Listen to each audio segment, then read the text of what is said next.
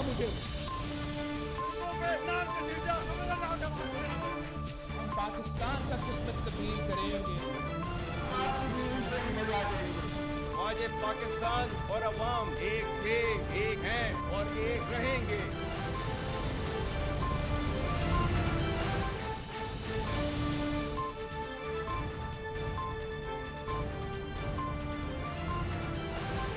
जी अस्सलाम वालेकुम। प्रोग्राम में आज दो तीन मुद्दात के हवाले से बात करेंगे। शहबाज हुकूमत की कारकर्दगी आज टॉप ऑफ द एजेंडा रहेगी। आज के प्रोग्राम में उसकी स्क्रूटनी। शहबाज शरीफ को वज़ीर आज़म का हलफ उठाए, दोबारा वज़ीर आज़म का हलफ उठाए। 2 हफ्ते मुकम्मल हो चुके हैं, लेकिन ये उनके 2 हफ्ते नहीं हैं, ये उनके 16 मंथ्स जो कि पहले वो हुकूमत कर चुके हैं, प्लस ये 2 वीक्स कंसिडर किए जाएंगे। तो यहाँ पर शहबाज हुकूमत को कोई ग्रेस पीरियड, कोई हनीमून टाइम नहीं दिया जा सकता, और यहाँ पर उनको कारकर्दगी दिखाने के लिए अब डेली की बुनियाद पे मीडिया की स्क्रूटनी का सामना करना पड़ेगा। लेकिन सवाल ये है कि शहबाज शरीफ की बतौर CM पंजाब जो एक मशहूर उनके मुतालिक एक मशहूर टर्म थी शहबाज स्पीड की, वो शहबाज स्पीड हमें विफाक में नज़र क्यों नहीं आती? वो नज़र क्यों नहीं आती शहबाज शरीफ के वज़ीर आज़म बनने के बाद? ये बड़ा अहम सवाल है। दूसरा, आज की बड़ी डेवलपमेंट, IMF के साथ पाकिस्तान के मुज़ाकरात मुकम्मल हो चुके हैं जो कि SPA के हवाले से हैं, और इस वक्त तक कभी इम्कान यही है कि SPA की जो लास्ट ट्रांच है पाकिस्तान को मिल जाएगी। But the real deal, the real problem, the real effort would be जो पाकिस्तान IMF के साथ अगले बड़े कर्ज के लिए $6 अरब या $8 अरब के कर्ज के लिए जाना चाहता है। वे वुड पाकिस्तान स्टैंड दैट? तो आज जो एग्रीमेंट हुआ है, आज जो मुज़ाकरात हुए हैं पाकिस्तान के IMF के साथ, उसके बाद आउटपुट क्या है, आउटकम क्या है? इस वक्त जबकि हम प्रोग्राम रिकॉर्ड कर रहे हैं, IMF की तरफ से जो स्टेटमेंट है और ख़ासतौर पे फाइनेंस मिनिस्ट्री की तरफ से वो ड्यू है, और उम्मीद करते हैं कि जब तक कि प्रोग्राम आपके पास ऑन एयर जाएगा तो उस वक्त तक स्टेटमेंट सामने आ चुकी होगी और पाकिस्तान के लिए एक अच्छी खबर होगी। लेकिन बहरहाल IMF के प्लान के बाद ख़ासतौर पे जो एक EFF, एक बड़े कर्जे के लिए पाकिस्तान जाना चाहता है, उसका फॉल आउट, उसके जो रिपरकशंस होंगे वो ज़ाहिर गरीब आवाम पे पड़ेंगे, आप पे पड़ेंगे, मुझ पे पड़ेंगे, सैलरी तबके पे पड़ेंगे, मुतवस्सित तबके पे पड़ेंगे। यही वजह है कि नवाज शरीफ ने अभी चंद दिन पहले शदीद बरहमी का इजहार किया और कहा कि कब तक आप IMF के कहने पे गैस और बिजली महंगी करते रहेंगे। यानी कि नवाज शरीफ ने भी एक तरह से शहबाज शरीफ की हुकूमत की कारकर्दगी पे अदम इत्मीनान का शुरू में ही इजहार कर दिया है। लेकिन ये जनरल क्वेश्चन है, बिजली गैस जितनी महंगी हो चुकी है, आज खबर आई कि बिजली 5 रुपये मज़ीद महंगी की जाएगी, गैस तकरीबन 170% मज़ीद महंगी करने जा रही है हुकूमत। तो ये अगर run of the mill stereotype किस्म के फार्मूले अपनाने हैं तो फिर आप मईशत को अपने पाँव पे खड़ा कैसे कर सकेंगे, कारोबार कैसे चला पाएंगे? ये सबसे बर्निंग क्वेश्चन है टू एंड विद शहबाज शरीफ की हुकूमत। इसके अलावा नवाज शरीफ के बाहर जाने की खबरें फिर से आ रही हैं, और सिर्फ नवाज शरीफ के ही बाहर जाने की नहीं, बानी चेयरमैन PTI के जेल से बाहर आने की खबरें भी आ रही हैं। पाकिस्तान तहरीक इंसाफ दावा कर रही है कि 25 रमज़ान तक इमरान खान जेल से बाहर होंगे। तो क्या नवाज शरीफ और इमरान खान दोनों बाहर होंगे?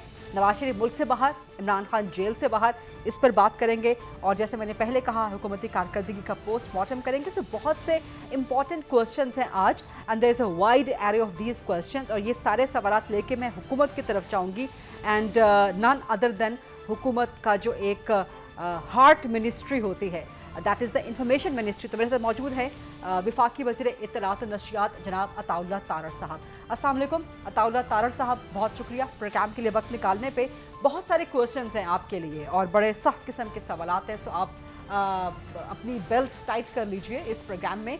लेकिन सबसे पहले IMF का सवाल, जो आज मुज़ाकरात हुए हैं, What are we expecting? What is the outcome? What is going to be the outcome of that? मिल जाएगी पाकिस्तान को लास्ट ट्रांच और जो बड़ा कर्जा है उसके हवाले से? बहुत शुक्रिया गरीदा साहिबा, thank you for inviting me, और मेरे लिए ऑनर की बात है इस शो पे आना। मैं ये समझता हूँ कि जब से प्राइम मिनिस्टर साहब ने हल्फ लिया है, उनका फोकस सिर्फ और सिर्फ इकोनॉमी पर रहा है। वो चाहते हैं कि मईशत की बहाली हो, वो चाहते हैं कि एक आम आदमी की ज़िंदगी को आसान बनाया जाए, और उन्होंने ओथ लेते ही पहली जो चंद मीटिंग्स की और पहले चंद दिन गुजारे वो मईशत की बहाली के हवाले से मीटिंग्स में गुजारे, और हम देख रहे हैं कि रोज़ाना की बुनियादों पे उस पर पेशरफ्त हो रही है। तो IMF से हम अच्छी तवक्को रखते हैं, मुस्बत पेशरफ्त की तवक्को रखते हैं, और हम ये समझते हैं कि जो पिछला दौर था جس میں ہم ملک کو ڈیفالٹ سے بچا کے گئے اور IMF کا معاہدہ طے کر کے گئے، اس سے یہ ضرور ہوا کہ جو ایک غیر یقینی صورتحال تھی، ایک پولیٹیکل ٹرموائل اور ایک اکنامک کرائسس تھا، اس میں اسٹیبلٹی آئی. آپ نے دیکھا کہ کیئر ٹیکر دور میں بھی اس کے اثرات اور اس کے ثمرات نظر آئے کہ پیٹرول کی پرائسز بہت زیادہ انکریز نہیں ہوئیں.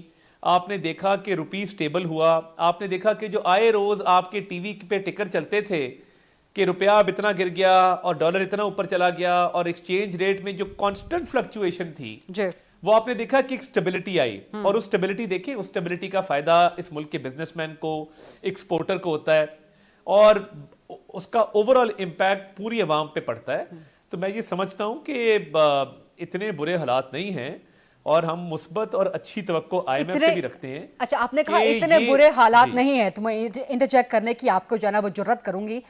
جو اس وقت گیس اور بجلی مہنگی کی جا رہی ہے، بجلی 5 روپے مہنگی، بجلی کے جو بل آ رہے ہیں، گیس کے جو بل آ رہے ہیں، گیس 170% مہنگی، اور اگر حالات اتنے خراب نہ ہوتے تو نواز شریف صاحب کیوں برہم ہوتے ابھی کل پرسوں ہی کہ جی آپ IMF کے کہنے پہ کب تک گیس بجلی کی قیمتیں بڑھائیں گے؟ اس کا مطلب ہے کہ even Nawaz Sharif is not satisfied with the initial performance of the Shehbaz Sharif government. نہیں، یہ شہباز شریف گورنمنٹ کی بات نہیں ہے. دیکھیں نا، شہباز شریف گورنمنٹ کو تو آئے ابھی چند ہفتے ہوئے ہیں، تو یہ وہ بات نہیں ہے. یہ چند ہفتے نہیں ہوں گے آپ کے، میں نے پہلے گزارش کی کہ 16 مہینے پہلے کی اور یہ 2 ہفتے اب کے. نہیں، میری عرض سنیں نا، بات یہ ہے تو پھر اس کی ججمنٹ شروع کریں 2018 سے، کہ جب ہم مہنگائی 4% پہ چھوڑ کے گئے، جب ہم شرح نمو جو ہے وہ 5.8% پہ چھوڑ کے گئے. یہ وہ 4.5 سال میں جو تباہی ہوئی، جب سی پیک رول بیک ہوا، جب ترجمانوں کے اجلاس کے علاوہ دوسری میٹنگ جو اس وقت کے وزیر اعظم تھے عمران خان صاحب وہ نہیں کرتے تھے، اور انہوں نے بالکل معیشت کا بھٹا بٹھا دیا. تو میں تو یہ گزارش کرنا چاہتا ہوں کہ ہم نواز شریف کی لیڈرشپ میں اس ملک کو ٹھیک کرنے کے لیے نکلے ہیں، اور نواز شریف صاحب کو بھی اس ملک کے مسائل کا ادراک ہے، اور ان کو بڑی فکر ہے ایک عام آدمی کے جو مسائل ہیں، مہنگائی ہے، بے روزگاری ہے، غربت ہے. مگر دیکھیے، کوئی اوور نائٹ تو اس نے ٹھیک ہونا نہیں ہے. یہ تو نہیں ہو سکتا کہ اوور نائٹ آپ کہیں کہ جی یہ کل ٹھیک ہو جائے گی. آبویسلی کچھ وقت کے لیے کچھ مشکل فیصلے ہوں گے. میں عرض کرتا ہوں، دیکھیں ٹائم میں دیکھیں میری تو، اور میں اکانومی کی تمام میٹنگ میں بیٹھا ہوں. پرائم منسٹر کا گول کیا ہے؟ پرائم منسٹر کا گول یہ ہے کہ اشرافیہ پہ ٹیکس لگے، اور جو اس ملک کا غریب آدمی ہے اس کو ٹیکس پہ چھوٹ دی جائے. بہت سمپل ہے. اور اس کے علاوہ دیکھیں صرف یہ بات نہیں ہے، ٹیکس نیٹ کو بڑھانا کیسے ہے. اشرافیہ ہے جو ایلیٹ کلاس ہے، جو اس ملک کے وسائل کے اوپر پلتی ہے، اور پھر وہ ٹیکس بھی نہیں دیتے. تو ابھی بلکہ آنے والے دنوں میں وہ ایک تقریب رکھ رہے ہیں کہ اچھے ٹیکس پیئرز کو وہ باقاعدہ ریوارڈ کریں گے، ان کو سناد پیش کریں گے، ان کو اپریشیٹ کریں گے کہ جو لوگ اس ملک میں ٹیکس ادا کرتے ہیں، جو نہیں کرتے ان کے خلاف کاروائی ہوگی. And same goes for the tax collecting authorities. جو ٹیکس کے ادارے کے افسران ہیں، جو اچھی شہرت کے حامل ہیں، جو ٹیکس کلیکٹ کرنے میں، ریونیوز بڑھانے میں اپنا کردار ادا کرتے ہیں، ان کو تعریفی اسناد دی جائیں گی. جو نہیں کرتے انہوں نے کہا میں ان کی مارچ کرواؤں گا. تو یہ ایک ٹیکس کی اور FBR کی ریسٹرکچرنگ ہے. بہت جلد یہ FBR کا پورا سسٹم وہ ڈیجیٹلائز کرنے جا رہے ہیں کہ جہاں پہ اربوں روپے کا ہر ماہ نقصان ہوتا ہے اس ملک کو، قوم کے پیسے کا، اس کو ڈیجیٹل ٹرانسفارمیشن کی طرف کیسے لے کے جانا ہے. بالکل ٹھیک ہے. گولز ہیں. جی آپ جواب مکمل کر لیجیے، then I'll put up the question. میں صرف یہ کہہ رہا ہوں کہ دیکھیں ان مسائل کا حل کیسے ہے. یہ تو نہیں ہو سکتا نا کہ ہم کہیں کہ جی مسائل ہیں مگر اس کا حل نہیں. میں آپ کو حل بتا رہا ہوں. حل پرائیویٹائزیشن ہے کہ جو اسٹیٹ اونڈ انٹرپرائزز ہیں، جو ہر سال خسارے میں رہتی ہیں، اربوں روپے کے خسارے میں رہتی ہیں، ان کی پرائیویٹائزیشن ہے. PIA کی پرائیویٹائزیشن شروع کر کے گئے تھے، وہ کافی حد تک آگے بڑھ چکی ہے. PIA کی پرائیویٹائزیشن کے ساتھ ساتھ آؤٹ سورسنگ ہے ایئرپورٹس کی.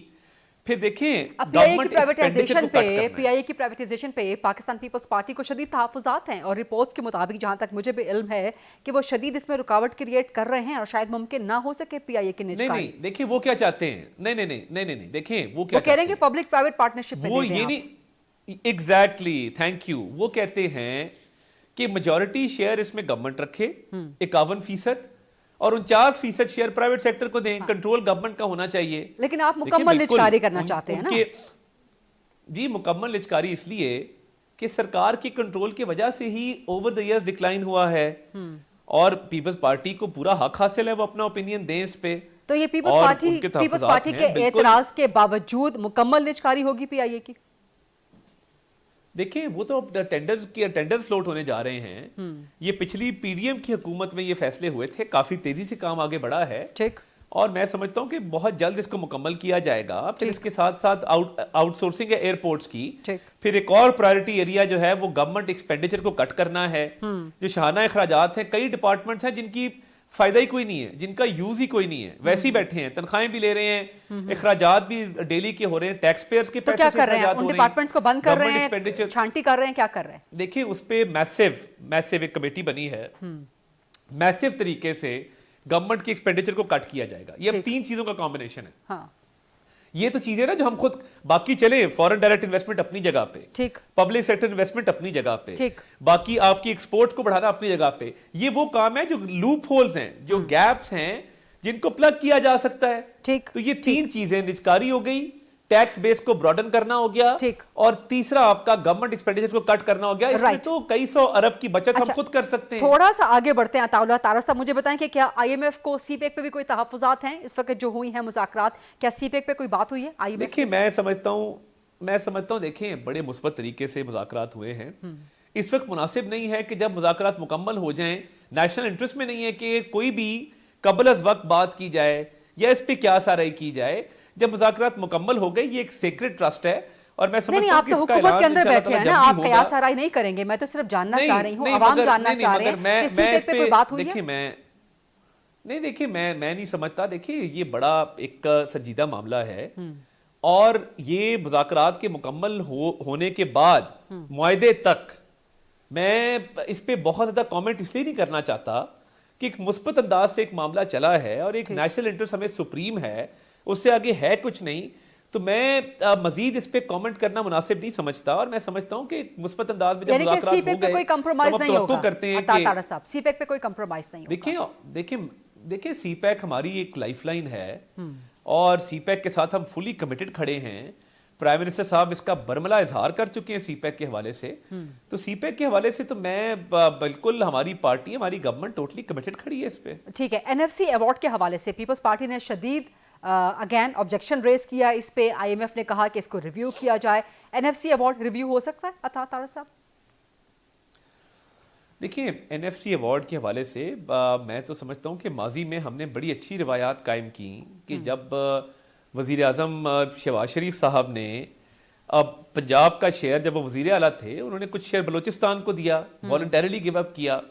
تو وہ دیکھیں اس کا ایک سیٹ فارمولا طے ہے اور اس میں ہمیشہ شہباز شریف صاحب نے کوشش کی ہے کہ منصفانہ طریقے سے ان وسائل کی تقسیم ہو, قانون اور آئین کے مطابق جو ایک طریقہ کار وضع کیا گیا ہے اس کے مطابق ہو.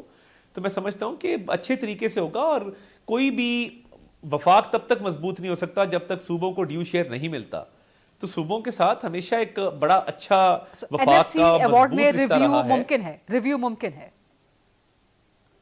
نہیں. دیکھیں میں سمجھتا ہوں اگر تو صوبوں کی یہ ڈیمانڈ ہوگی اور صوبے چاہیں گے کہ اس پہ بیٹھ کے بات چیت ہو تو بات چیت پہ کوئی حرج نہیں ہے. مگر میں یہ کہہ رہا ہوں کہ این ایف سی کے حوالے سے آلریڈی ایک سیٹ پیٹرن طے ہے, ایک فارمولا آئین اور قانون میں درج ہے جس کے مطابق این ایف سی ایوارڈ کیا جاتا ہے. تو اگر صوبوں کی کوئی ڈیمانڈ ہوگی تو اس کے لیے مشترکہ مفادات کونسل موجود ہے, کونسل آف کامن انٹرسٹ ہے, اس کے اندر بات کی جا سکتی ہے. ویسے وزراء اعلیٰ سے رابطہ رہتا ہے. تو میں تو سمجھتا ہوں کہ وزیر اعظم شہباز شریف صاحب کے ہوتے ہوئے این ایف سی کے تحت بڑی منصفانہ تقسیم ہوگی وسائل کی. اچھا ٹھیک ہے. اور 18ویں ترمیم کے حوالے سے اب آپ کی حکومت کے پاس 2/3 میجورٹی تو آ گئی ہے. کیسے آئی ہے وہ ایک ڈیبیٹیبل چیز ہے, اس پہ آگے چل کے پروگرام میں ذرا کوشچنز پٹ اپ کروں گی آپ کے ساتھ. بٹ 18ویں ترمیم میں بھی کوئی ریویو ممکن ہے یا کوئی پلان ہے حکومت کا؟ نہیں میں تو چاہتا ہوں, ہم تو یہ چاہتے ہیں کہ 18ویں ترمیم کے تحت بہت سارے محکمے, بہت سارے جو وسائل صوبوں کو ہینڈ اوور ہونے تھے وہ ہونے چاہیے. 18ویں ترمیم کے تحت جو صوبوں کا حق تھا وہ مکمل طور پہ شاید ادا نہیں ہوا اور وہ ہونا چاہیے. اور 18ویں ترمیم کو ہمیں لیٹر اینڈ اسپرٹ میں فالو کرنا ہے کہ ہمیں صوبوں کو مضبوط کرنا ہے, اکائیوں کو مضبوط کرنا ہے تاکہ 18ویں ترمیم کا عمل درآمد جو ہے وہ مکمل ہو سکے. ٹھیک ہے. یعنی کہ جو صوبوں کے پاس اختیارات ہیں واپس وفاق کی طرف تو نہیں آ سکتے. 18ویں ترمیم میں کوئی تبدیلی اس قسم کی کوئی ممکن ہے؟ نہیں ایسا قطر ممکن نہیں ہے. ایسی کوئی سوچ حکومت کی موجود نہیں ہے, ایسی کسی لیجسلیشن کی سوچ موجود قطر نہیں. اچھا ٹھیک ہے. نہیں بالکل بھی نہیں. خبریں آ رہی ہیں کہ نواز شریف صاحب لندن روانہ ہو رہے ہیں, آپ تصدیق کر رہے ہیں ان خبروں کی کہ وہ آخری عشرے میں رمضان کے عمرے کی ادائیگی کے لیے جائیں گے, پھر وہاں سے لندن علاج کے لیے جائیں گے, آپ تصدیق کر رہے ہیں ان خبروں کی؟ دیکھیے میرے پاس ابھی تک ایسی کوئی اطلاعات نہیں ہے, نہ میرے علم میں ایسی کوئی بات آئی ہے, مگر مجھے اس بات کا ضرور پتہ ہے کہ نواز شریف صاحب ہمیشہ سے ان کی یہ روایت رہی ہے کہ وہ رمضان کا آخری عشرہ جو ہے وہ مکہ مکرمہ میں, مدینہ منورہ میں گزارتے ہوتے ہیں, اور وہ کوشش کرتے ہیں کہ آخری جو روزے ہیں وہ جو ہے وہ سعودی عرب میں رکھے جائیں. تو یہ ہمیشہ سے ان کی روایت رہی ہے, مگر اس دفعہ ایسی کوئی معلومات ابھی تک میرے علم میں نہیں آئی. جب آئیں گی تو ہم ضرور اس کی تصدیق کر دیں گے, مگر ابھی تک تو اب ایسی معلومات میرے پاس نہیں ہے. یعنی کہ اس وقت تک نواز شریف لندن نہیں جا رہے ہیں؟ دیکھیں میرے پاس ایسی کوئی معلومات ابھی نہیں ہیں, جب ہوں گی تو آپ سے ضرور شیئر کر لیں گے. اور اگر وہ لندن, مگر میں نے کہا کہ وہ آخری عشرہ گزارتے ہوتے ہیں, وہ ہمیشہ آخری عشرہ وہ سعودی عرب میں گزارتے ہیں, ہولی سٹیز میں جاتے ہیں. جی تو کوئی جیسی معلومات آئیں گے ان کو آبویسلی پبلک کرے گا. ٹھیک ہے. اور اگر نواز شریف لندن جاتے ہیں تو کیا اس دفعہ طویل عرصے کے لندن جائیں گے, یا کیا پلان کیا ہے, سوچ کیا ہے؟ نواز شریف خفا تو نہیں ہے, ناراض تو نہیں ہے, دل برداشتہ تو نہیں ہے؟ دیکھیں میں تو نہیں سمجھتا کہ خدا نہ خواستہ کوئی ایسا پلان ہے ان کا لندن جانے اور نہ وہ مایوس ہے نہ دیکھیں وہ اب وزٹ کے لیے کوئی پلان بن جائے اس بارے میں کہہ نہیں سکتا, مگر یہ جو ایک افواہوں کا بازار گرم ہے, میاں نواز شریف صاحب نے ساری نیشنل اسمبلی کے اجلاس اٹینڈ کیے ہیں, انہوں نے اسپیکر ڈپٹی اسپیکر کی ووٹنگ میں حصہ لیا ہے, وزیر اعظم کے انتخاب میں انہوں نے اپنا ووٹ کاسٹ کیا ہے, صدر کے انتخاب میں ووٹ کاسٹ کیا ہے, سینٹ کے انتخاب میں ووٹ کاسٹ کیا ہے. تو میں سمجھتا ہوں کہ وہ پروسیس کا حصہ ہیں اور وہ انشاءاللہ تعالیٰ ہماری پوری سرپرستی کر رہے ہیں, اور ان کی قیادت میں انشاءاللہ تعالیٰ ہم اس ملک کو آگے لے کے جائیں گے. ٹھیک ہے, ایک چھوٹی سی بریک کا وقت ہوا ہے. عطا طارق صاحب, let's take this short quick break. واپس آتے ہیں وفاقی وزیر اطلاعات و نشریات سے کچھ مزید سوالات کرتے ہیں. Stay with us. جی welcome back after the break. آج ہم خصوصی انٹرویو کر رہے ہیں وفاقی وزیر اطلاعات و نشریات جناب عطا اللہ طارق صاحب کا. عطا صاحب, ابھی وزیر اعظم شہباز شریف صاحب نے ایئر چیف کو ایکسٹینشن دی ہے 1 سال کی, وجہ کیوں, اس کی ضرورت کیا تھی؟ دیکھیے میں سمجھتا ہوں ریجنل ہمارے حالات ایسے ہیں, کل ہی ایک واقعہ ہوا ہے آپ کے سامنے ہے, تو اگر ٹرانزیشن فیز چل رہا ہوتا اس دوران جب ہمارے لوگ شہید ہوئے اور پھر ہم نے کراس بارڈر ایئر سٹرائکس کی ہیں, تو دیکھیں اس کا obviously کوئی نہ کوئی کمپیلنگ ریزن ہوگا جس وجہ سے یہ کیا گیا ہے. اور آپ نے دیکھا کہ بڑے حساس معاملات ہیں پچھلے 2-3 دنوں کے اندر جو ڈیولپمنٹس ہوئی ہیں, تو اس کے اندر اسٹریٹجکلی مناسب سمجھا گیا کہ یہ قدم اٹھایا جائے. اور کیا اس کا مطلب یہ ہے کہ اس طرح سے وزیر اعظم شہباز شریف صاحب نے ایکسٹینشنز کا راستہ یا ایکسٹینشنز کا دروازہ کھول دیا ہے, اور کیا کچھ مزید ایکسٹینشنز بھی ہو سکتی ہیں آنے والے وقت میں؟ دیکھیے میں نیشنل سیکیورٹی کے ایشوز پہ کیا سرائیوں سے پرہیزی کروں گا, اور میں مزید اس پہ نہیں سمجھتا کہ مناسب ہوگا کامنٹ کرنا. اور ایک میں نے ریجنل سیکیورٹی کے حالات کے حوالے سے ایک اسپیسیفک بات کی ہے, تو میرا خیال ہے اس کو اتنا ہی سمجھا جائے, اور مزید اس پہ میں کیا کامنٹ کروں, کوئی فیکٹ کا میٹر ہو تو بات کی جا سکتی ہے. کیا یہ سمجھا جائے کہ یہ سوچ موجود ہے وزیر اعظم کی حکومت کی ایکسٹینشنز کے حوالے سے؟ پک اینڈ چوز تو نہیں ہو سکتا نا کہ ایک ایکسٹینشن ٹھیک ہے باقی ایکسٹینشنز غلط ہو سکتی ہیں.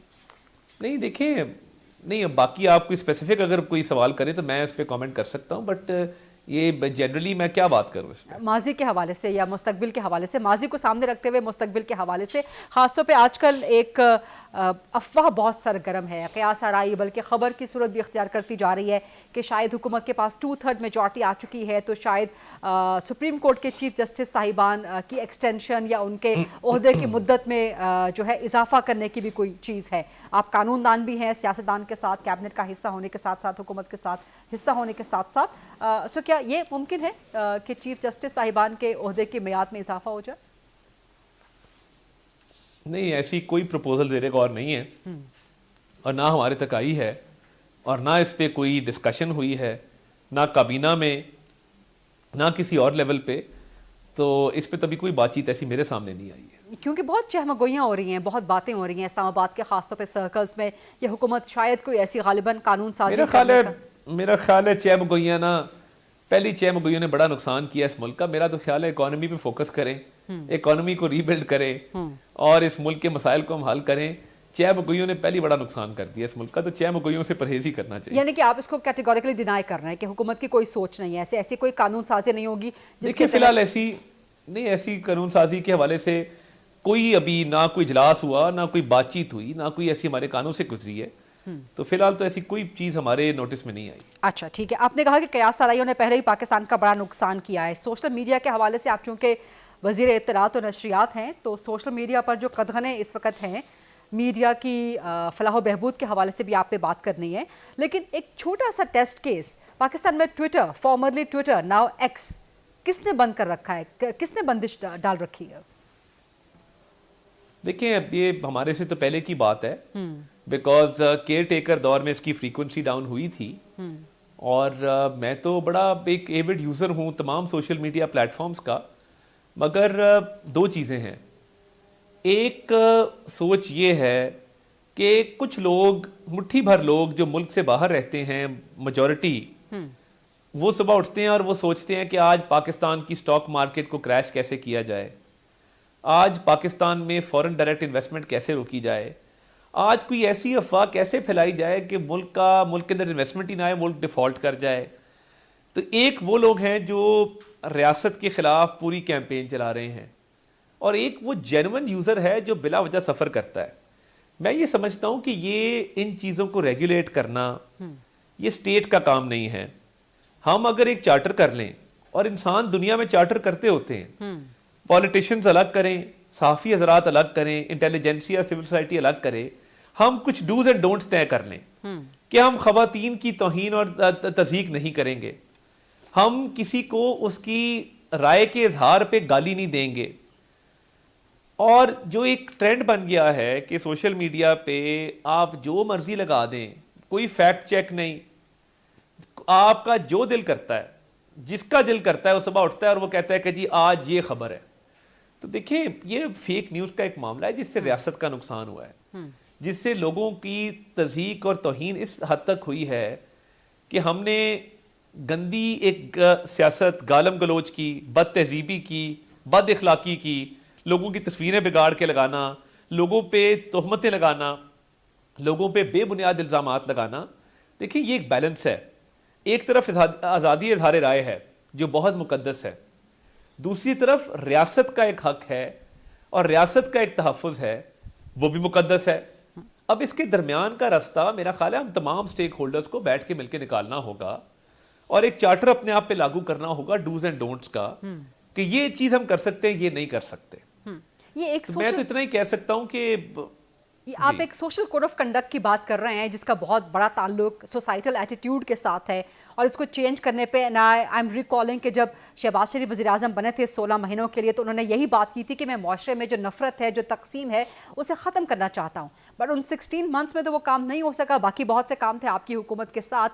اب جتنی بھی آپ کی مدت ہے, 5 سال کی عوام نے آپ کو منتخب کیا ہے, کیا اس میں یہ کام ہو سکتا ہے؟ پلس اس سے پہلے میرا بنیادی سوال, فارمرلی ٹویٹر ناؤ ایکس بند کس نے کیا ہے؟ ٹھیک ہے آپ نے کہا نگران حکومت میں کام ہوا تھا, بٹ آپ لوگ 2 ہفتوں سے حکومت میں ہیں, آپ کو پتا تو ہوگا نگران حکومت نے بند کیا. دیکھیں میں یہ سمجھتا ہوں, میں نے جو آپ کو عرض کیا, نگران حکومت کے دور میں وہ ابھی بھی کبھی چلتا ہے کبھی نہیں چلتا ہے, وہ بالکل ماننے والی بات ہے, ماننا چاہیے اس کو. تو میں نے آپ کو ایک بڑا بیسک پرنسپل اننسیٹ کیا ہے کہ یہ چیز ہے, اس کا ہم کو راستہ نکال لیں. نہیں, میں صرف یہ جاننا چاہ رہی ہوں کہ ایکس بند کس نے کیا ہے پاکستان میں. دیکھیے مجھے تو یہی پتا ہے کہ کیئر ٹیکر گورنمنٹ کے دور میں یہ بند ہوا ہے, ہاں, اور میں اس کا آپ کو حل بھی بتا رہا ہوں, ایک راستہ بھی نکال کے لیکن کس نے کیا یہ حکومت نہیں جانتی, اب تک نہیں جانتی. آپ کو کس نے کہا حکومت نہیں جانتی؟ میں دیکھیں نا, obviously وہ یا پی ٹی اے کی طرف سے اس کی فریکوینسی لو ہوتی ہے, اور کون کر سکتا ہے؟ آج پی ٹی اے نے بھی کیئر ٹیکر کے دور سے چلا آ رہا ہے. آج پی ٹی اے نے بھی لا علمی کا اظہار کر دیا, انہوں نے کہا جی ہمیں نہیں پتا ایکس کس نے بند کیا. چلیں جس نے بھی بند کیا, لیکن آئی ایم شیور کہ آپ اس سے متفق ہوں گے کہ یہ بلینکٹ بین کر دینا, پابندی کر دینا سوشل میڈیا پلیٹ فارمز, یہ حل نہیں ہے, یہ سولوشن نہیں ہے. آپ نے سولوشن دے بھی دیا, تو اب آپ کی حکومت ایکس کو ری انفورس کیوں نہیں کر رہی, کھول کیوں نہیں رہی؟ دیکھیے میں یہ سمجھتا ہوں کہ اس کا ایک حل موجود ہے. ہم نے میثاق مفاہمت کی بات کی اس ملک میں اب دیکھیں اکانومی کو ناقابل تلافی نقصان ہوتا ہے جب باہر بیٹھے ہمارے کچھ صحافی حضرات بھی ہیں, کچھ ویلاگرز بھی ہیں, کچھ ایسے لوگ بھی ہیں جو ملک دشمن لابیوں سے فنڈنگ لے کے صبح اٹھتے ہیں اور وہ کہتے ہیں کہ آج پاکستان میں تباہی کیسے مچائی جائے. یہ کسی اور ملک میں نہیں ہے. ہر جگہ پہ جو سوشل میڈیا پہ یا ویلاگ یا یوٹیوب پہ لوگ موجود ہیں وہ ان کی فارن پالیسی کے ترجمان بن کے آتے ہیں, وہ ریاست کے دفاع میں آتے ہیں. ہم ریاست کو گالی بھی دیتے ہیں, ہم ملک میں انتشار بھی پھیلانا چاہتے ہیں, اور اس کے بعد ہم کہتے ہیں کہ جی ہمیں حقوق بھی وہ دیے جائیں جو ایک عام شہری کو. عطا صاحب آپ بالکل درست بات کر رہے ہیں, آپ بالکل درست بات کر رہے ہیں, لیکن کیا اس کا حل یہ ہے کہ کسی سوشل میڈیا پلیٹ فارم پہ بلینکٹ بین لگا دیا جائے؟ یہ تو نہیں ہے نا. میں نے تو حل دیا نا آپ کو, میں نے تو آپ کو حل دیا نا. وہ ایک لانگ ٹرم حل یہ دیا ہے کہ ایک لانگ ٹرم حل ہے نا, تو وہ جب تک حل نہیں ہوتا. شارٹ ٹرم بھی ہو سکتا ہے. نہیں, میں تو دعوت دینا چاہتا ہوں کہ پی ٹی آئی کے لوگ آئیں, اپوزیشن کے لوگ بیٹھیں, پارلیمان کی کمیٹی بناتے ہیں, ہمارے سے چارٹر سائن کریں, پھر رسپانسبلٹی لیں. پھر یہ نہ کریں کہ جب ہم بات کریں کہ جی آپ نے شہداء کی توہین کی, تضحیک کی, تو آپ بعد میں کہیں جی ہمارا ان لوگوں سے تعلق کوئی نہیں ہے.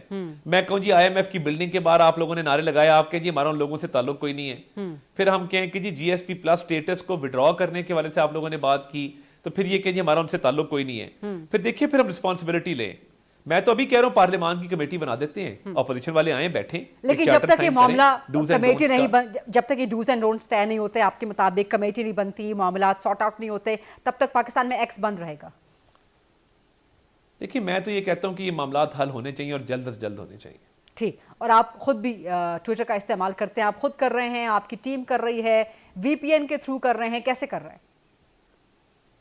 دیکھیں ابھی تو چل رہا تھا تھوڑی دیر پہلے, جب چل رہا ہوتا ہے تو بالکل استعمال کرتے ہیں اس کو. اچھا ٹھیک ہے, لیکن آپ کی حکومت اس بارے میں کوئی واضح گارنٹی دینے فی الحال قاصر ہے کہ کب تک ایکس کھول دیا جائے گا؟ آپ نے شہداء دیکھیے میں تو اس کا حل بتایا ہے. دیکھیے شہداء کو گالیاں دینا میری تو سمجھ سے باہر ہے. ایک جان دے گیا ملک کے لیے, مجھے سمجھ نہیں آتی, مجھے 9 مئی کی بھی سمجھ نہیں آتی کہ آپ کسی شہید کا مجسمہ زمین پہ گرا کے اس کو آگ کیسے لگا سکتے ہیں. میں تو جیسی 9 مئی کا واقعہ ہوا میں تو گاڑی پکڑ کے سیدھا ثوابی چلا گیا, اور میں نے جا کے معافی مانگی کیپٹن کرنل شیر خان کے بڑے بھائی لالا انور سے, اور میں نے کہا جی میں معافی مانگنے آیا ہوں, میرے سے برداشت نہیں ہوا کہ آپ کے بھائی کے مجسمے کو آگ لگائی گئی ہے, اور ہمارے ہی ہم وطنوں نے لگائی ہے, ہمارے ہی لوگوں نے لگائی ہے. تو میں تو یہ سمجھنے سے قاصر ہوں کہ یہ کیا ہو جاتا ہے کہ ہم سیاسی مفاد کو اور سیاسی لیڈر کو اتنا بڑا کر دیتے ہیں کہ ہم قومی مفاد کو پیروں تلے رون دیتے ہیں. یہ آپ نے بڑے اہم پوائنٹس ریز کیے ہیں. سانحہ 9 مئی کے حوالے سے, شہداء کی تضحیک کے حوالے سے کچھ مزید مجھے سوالات کرنے ہیں جناب عطاء اللہ طارر صاحب سے. ایک بریک کا وقت ہوا ہے, let's take this short quick break and then we'll come back again. جی welcome back after the break. ہم خصوصی گفتگو کر رہے ہیں federal minister for information and broadcasting Atta Ullah Tarar صاحب سے. عطاء صاحب, جو بریک پہ جانے سے پہلے ہم بات کر رہے تھے سانحہ 9 مئی اور شہداء کی تضحیک, جو کہ ابھی چند شہیدوں کی شہادت کے حوالے سے سوشل میڈیا پہ نظر آئی.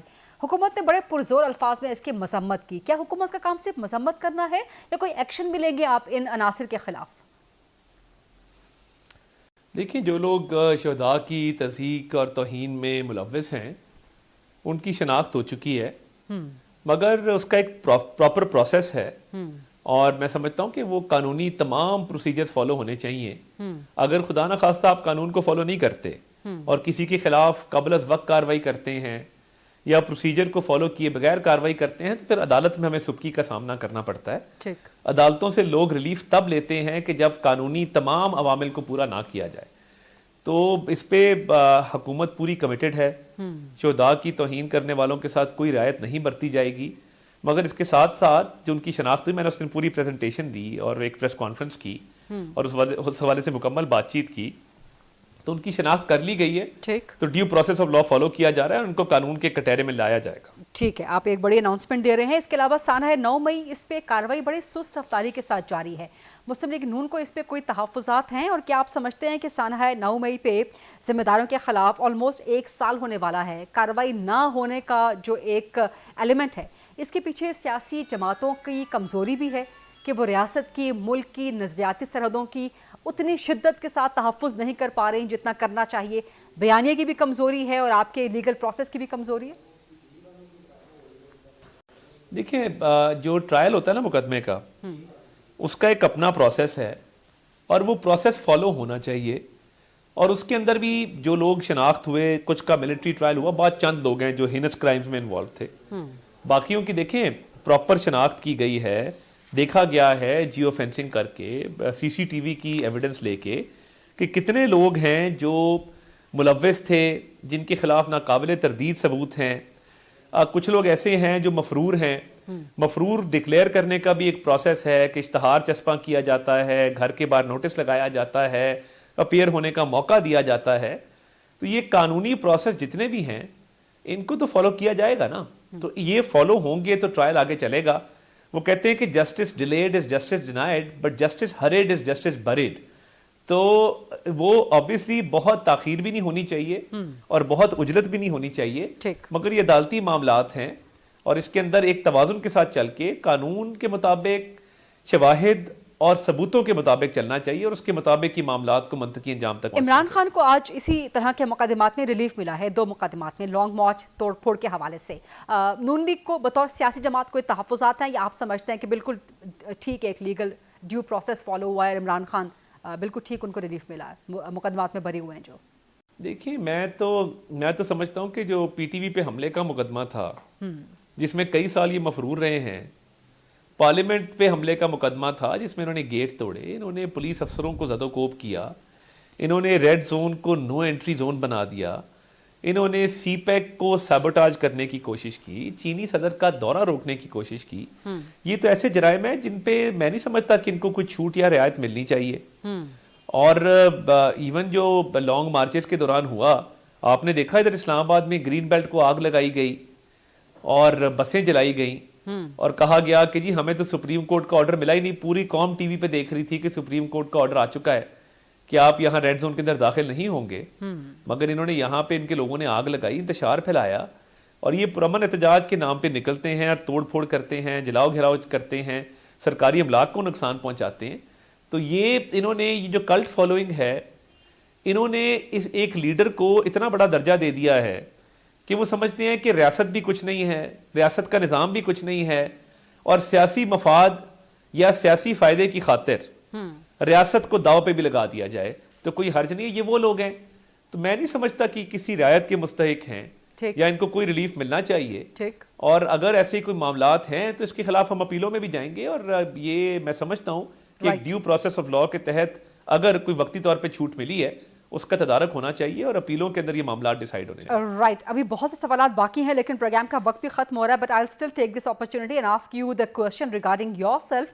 Since you took charge of your office, اس کے بعد بہت سے تنازعات کا آپ کو سامنا کرنا پڑا, خاص طور پہ ایک ایم این اے جو کہ سوشل میڈیا سے تھیں, ان کا نام سامنے آیا, پھر پاکستان ٹیلی ویژن میں ایک تقرری ایک خاتون اینکر پرسن کی, اس کو لے کے آپ کو تنازع کا شکار کیا گیا. ان تنازعات نے کیوں آپ کا پیچھا کیا؟ کیا آپ سمجھتے ہیں کہ کوئی جان بوجھ کے یہ کنٹروورسیز آپ اٹیچ کر رہا تھا, کسی نے جان بوجھ کے آپ کے خلاف کارروائی کی؟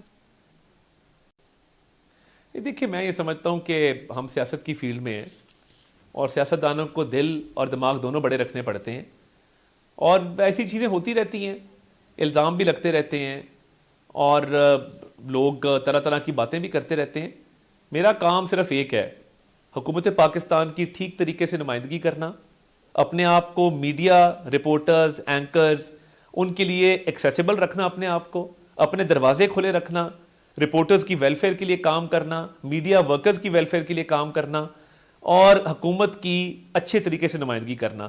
باقی باتیں بنتی رہتی ہیں, لوگ باتیں کرتے رہتے ہیں, ایسے تنازعات بھی کھڑے ہوتے رہتے ہیں, تو میں تو اس پہ توجہ نہیں دیتا. میری توجہ پورے اپنے کام پہ, میں ورکہولک ٹائپ آدمی ہوں, میں تو 20-20 گھنٹے کام کرتا ہوں اور یہی میری ترجیح ہے. باقی جس نے جو بات کرنی وہ کرتا ہے. ٹھیک ہے, بہت بہت شکریہ عطاء اللہ طارر صاحب آج پروگرام میں خاص طور پہ وقت نکالنے کے لیے. انشاءاللہ باقی سوالات کسی اور پروگرام میں آپ کے سامنے اٹھائیں گے.